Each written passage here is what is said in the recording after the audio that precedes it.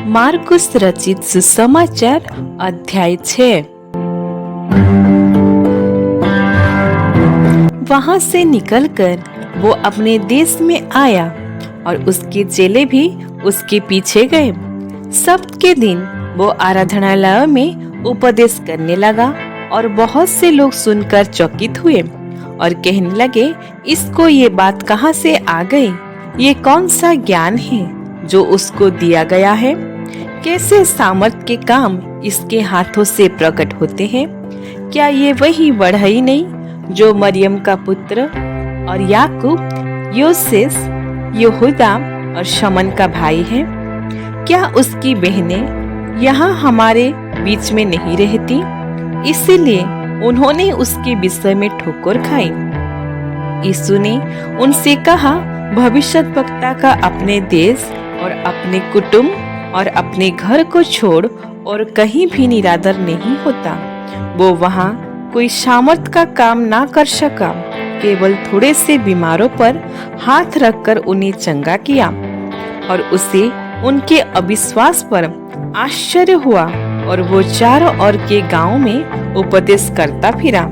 उसने 12 को अपने पास बुलाया और उन्हें 2-2 करके भेजने लगा और उन्हें अशुद्ध आत्माओं पर अधिकार दिया। उसने उन्हें आज्ञा दी, मार्ग के लिए लाठी छोड़ और कुछ ना लो, ना तो रोटी, ना झोली, ना बटुए में पैसे, परंतु जूतियां पहनो और 2-2 कुर्ते ना पहनो।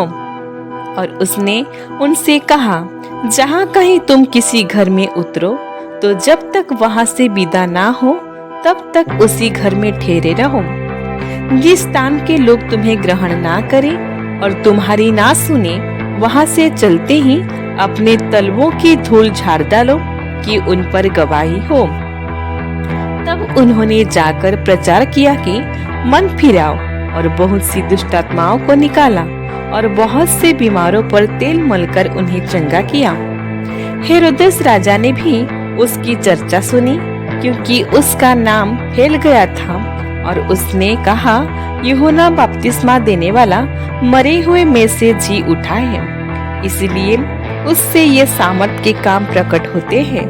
अन्य लोगों ने कहा, ये एलिया है, परंतु कुछ अन्य से कहा, भविष्यद्वक्ता या भविष्यद्वक्ताओं में से किसी एक के समान है। हेरोदेस ने ये सुनकर कहा, जिस यूहन्ना का सिर मैंने कटवाया था वही जी उठा है।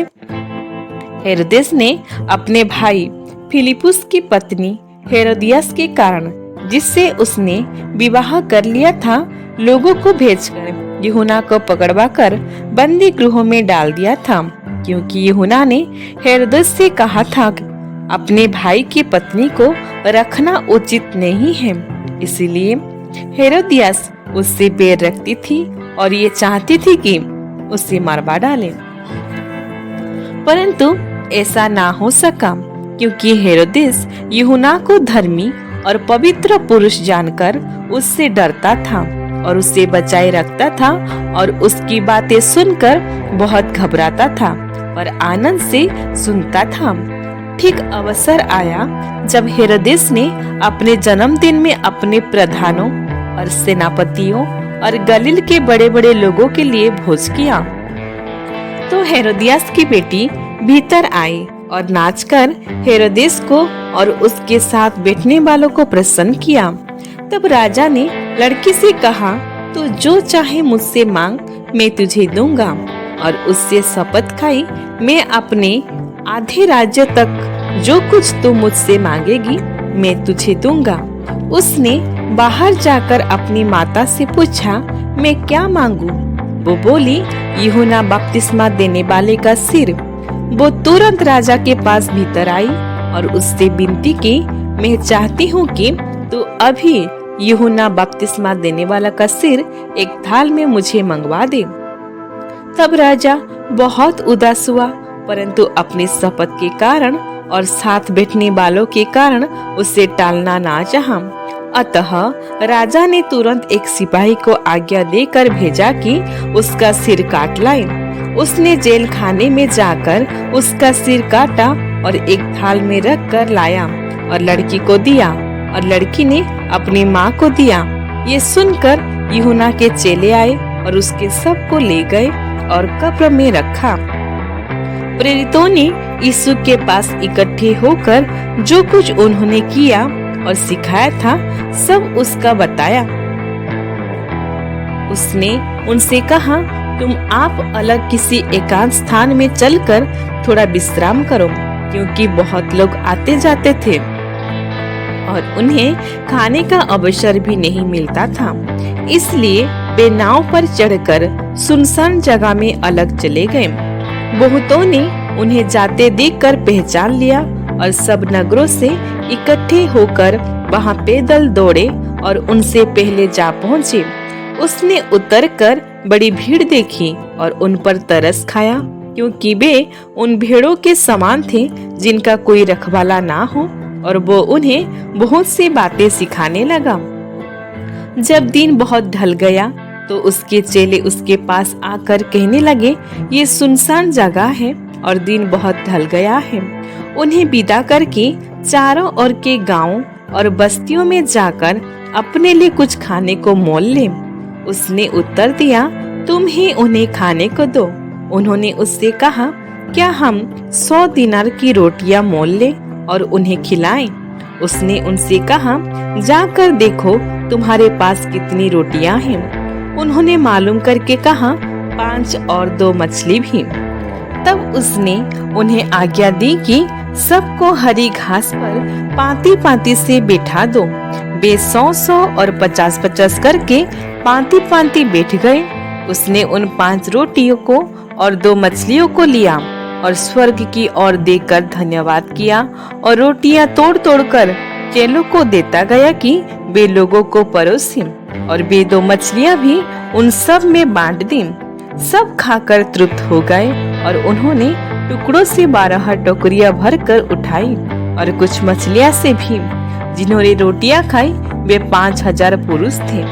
तब उसने तुरंत अपने चेलों को नाव पर चढ़ने के लिए विवश किया कि वे उससे पहले उस पार बेतसैदा को चले जाएं, जब तक कि वो लोगों को विदा करें।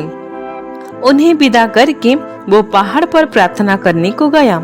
जब सांझ हुई तो नाव झील के बीच में थी और वो अकेला भूमि पर था। जब उसने देखा कि वे खेते खेते घबरा गए और उन्होंने, क्योंकि हवा उनके विरुद्ध थी, तो रात के चौथे पहर के निकट वो झील पर चलते हुए उनके पास आया और उनसे आगे निकल जाना चाहता था, परंतु उन्होंने उसे झील पर चलते देखकर समझा कि भूत है और चिल्ला उठे, क्योंकि सब उसे देखकर घबरा गए थे। पर उसने तुरंत उनसे बातें की और कहा, ढाढ़स बांधो, मैं हूँ, डरो मत। तब वो उनके पास नाव पर आया और हवा थम गई और वे बहुत ही आश्चर्य करने लगे। वे उन रोटियों के विषय में ना समझते थे, क्योंकि उनके मन कठोर हो गए थे। वे पार उतरकर गन्नेसरत में पहुँचे और नाव घाट पर लगाई।